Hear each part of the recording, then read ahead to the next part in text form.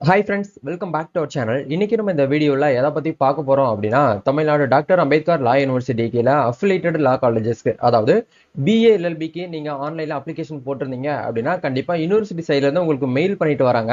இந்த லா யூனிவர்சிட்டியை பொறுத்த வரைக்கும் உங்களுக்கு வந்து கால் பண்ணியோ இல்ல மற்றபடி லெட்டர் அனுப்பியோ உங்களுக்கு வந்து இன்டிமேஷன் கொடுக்க மாட்டாங்க. ஒவ்வொரு கம்யூனிகேஷன் பொறுத்த வரைக்கும் நீங்க எந்த இமெயில் ஐடி கொடுத்தீங்களோ அந்த இமெயில் ஐடி தான் உங்களுக்கு வந்து மெயில் பண்ணிக்கிட்டே இருப்பாங்க. சப்போஸ் உங்ககிட்ட ஏதாச்சும் வந்து ஒரு கிளாரிஃபிகேஷன் கேட்கணும் இல்ல உங்ககிட்ட வந்து சர்டிபிகேட் வெரிஃபை பண்ணணும் அப்படின்னா மெயில் மூலியமா மட்டும்தான் வந்து மெயில் பண்ணுவாங்க.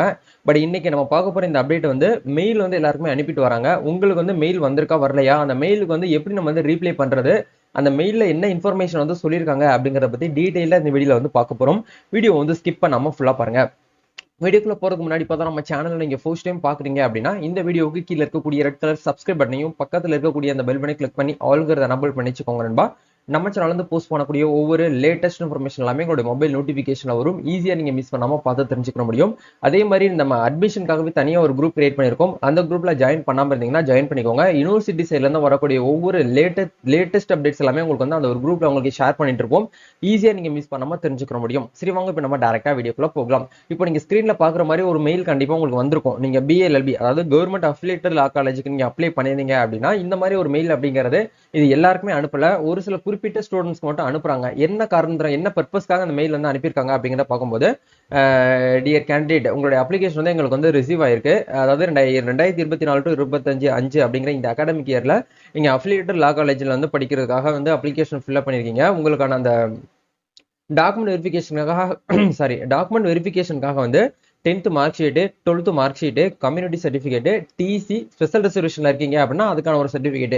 இது அஞ்சையும் நீங்க என்ன பண்ணுங்க அப்படின்னா லா அட்மிஷன் என்கொயரி government@gmail.com அப்படிங்கிற இந்த மெயிலுக்கு 29/5/2024 ஸ்டில் 5:45 PM இதுக்குள்ள நீங்க என்ன பண்ணுங்க அப்படின்னா வந்து எங்களுக்கு வந்து மெயில் பண்ணுங்க அப்படிங்கிற மாதிரி வந்து சொல்லியிருக்காங்க. இது என்ன காரணத்தினால மெயில் பண்ணியிருக்காங்க, நாங்க தான் அப்ளிகேஷன் ஃபில்அப் பண்ணும்போதே இந்த உங்க கேட்கக்கூடிய 5 டாக்குமெண்ட்டுமே நாங்க வந்து சப்மிட் பண்ணிட்டோம். மறுபடியும் எதுக்காக கேட்கறாங்க அப்படின்னா சில நபர்கள் வந்து அப்ளிகேஷன் ஃபில்அப் பண்ணும்போது கொஞ்சம் பிளர்ரா அப்ளை பண்ணிருப்பீங்க. இல்ல வந்து பாத்தீங்கன்னா நார்மலா வந்து டிசி இல்லாம வந்து ஒரு லெட்டர் மூலியமா நீங்க அப்ளை பண்ணிருப்பீங்க. இல்ல வந்து அந்த தற்காலிக மதிப்பெண் சான்றிதழை நீங்க வந்து அப்லோட் பண்ணி விட்டுருப்பீங்க. பட் இப்போதைக்கு ஸ்கூல்ல வந்து மோஸ்ட்லி டிசி எல்லாமே வந்து அந்த எம்எஸ்ல இருந்து எடுத்துக்கக்கூடிய டிசி எல்லாமே கொடுத்துட்டாங்க. நீங்க அப்ளிகேஷன் ஃபில்அப் பண்ணும்போது நீங்க எப்படி பண்ணிருக்கீங்க அப்படிங்கிறது முக்கியம் கிடையாது. இந்த மாதிரி ஒரு மெயில் உங்களுக்கு வந்திருக்கு அப்படின்னா ஜஸ்ட் வந்து உங்களுக்கு டாக்குமெண்ட் வெரிஃபிகேஷனுக்காக தான் உங்களுக்கு வந்து கேட்கறாங்க. கண்டிப்பா நீங்க என்ன பண்ணணும் அப்படின்னா மெயில் வந்துச்சுன்னா எவ்வளவு சீக்கிரம் முடியுமோ அவ்வளவு சீக்கிரம் நீங்க வந்து அந்த டேட்டுக்குள்ள இவங்க கொடுத்துருக்கக்கூடிய இந்த டேட்டுக்குள்ள இந்த டைமிங்குள்ள நீங்க என்ன பண்ணணும் அப்படின்னா வந்து அவங்க கேட்கக்கூடிய டாக்குமெண்ட்ஸ் நீங்க வந்து அப்லோட் பண்ணுங்க. இல்லைன்னா உங்களுடைய அப்ளிகேஷன் என்ன பண்ண மாட்டாங்க அப்படின்னா கன்சிடர் பண்ண உங்களுடைய அப்ளிகேஷனை எடுத்துக்கிற மாட்டாங்க. இது வந்து போன வருஷம் நிறைய நபர்கள் வந்து மெயிலே எனக்கு வந்து ரிசீவ் ஆகல அப்படிங்கிற மாதிரி சொல்லியிருந்தாங்க.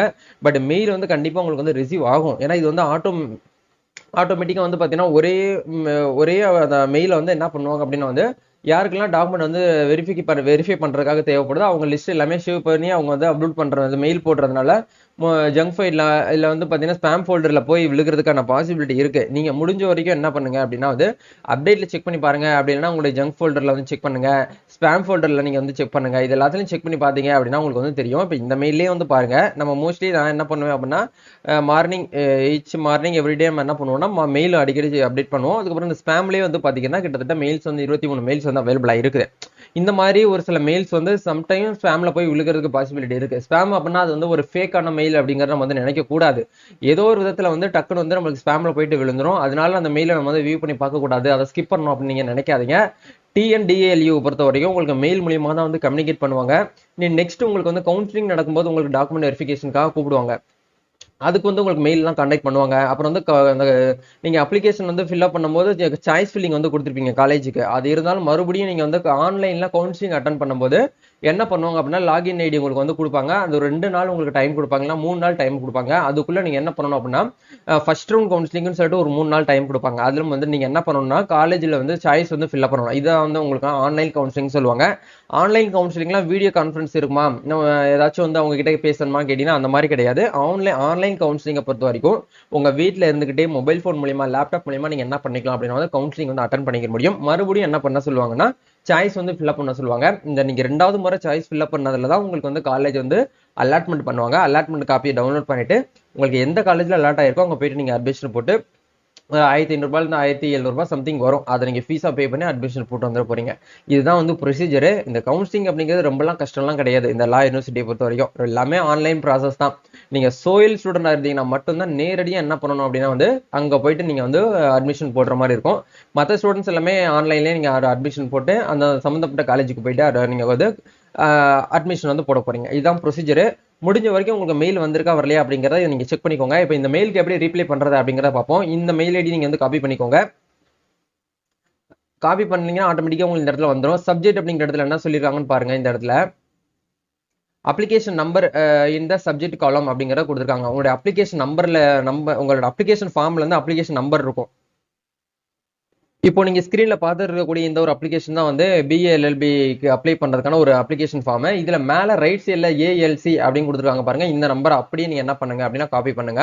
காப்பி பண்ணிட்டு மெயில் நம்ம போடுற கம்போஸ் மெயில என்ன பண்ணுங்க அப்படின்னா இந்த இடத்துல பேஸ்ட் பண்ணிருங்க. சப்ஜெக்ட் அப்படிங்கிற இடத்துல உங்களுடைய மெயில் ஐடியில வந்து அப்ளிகேஷன் நம்பர் போட்டீங்கன்னா அவங்க வந்து ஓகே இந்த அப்ளிகேஷன்ல இருக்கக்கூடிய நம்பர் தான் வந்து இந்த மெயில் வந்து அனுப்பியிருக்காங்க அப்படிங்கிற ஒரு ஐடென்டிக்காக தான் அவங்க என்ன பண்றாங்க அப்படின்னா இதெல்லாம் கேட்குறாங்க. உங்களுடைய நேம், உங்களுடைய mobile number, BA LLB LLB அப்படிங்கிற நீங்க போட்டுட்டு இந்த இடத்துல அட்டாச் ஃபைல் அப்படிங்கிற இடத்துல உங்களுடைய 10th ஒரிஜினல் மார்க் ஷீட், உங்களுடைய 12th ஒரிஜினல் மார்க் ஷீட், உங்களுடைய கம்யூனிட்டி சர்டிஃபிகேட், ஸ்பெசிஃபிக் ஃபார்மட் அப்படின்னா வந்து இப்போ இ-சேவை லாகின்ல நீங்க அப்ளை பண்ணி டிஜிட்டல் போட்டோட வரும் பாத்தீங்களா, அதுதான் வந்து ஸ்பெசிஃபிக் ஃபார்மட் சொல்லுவாங்க.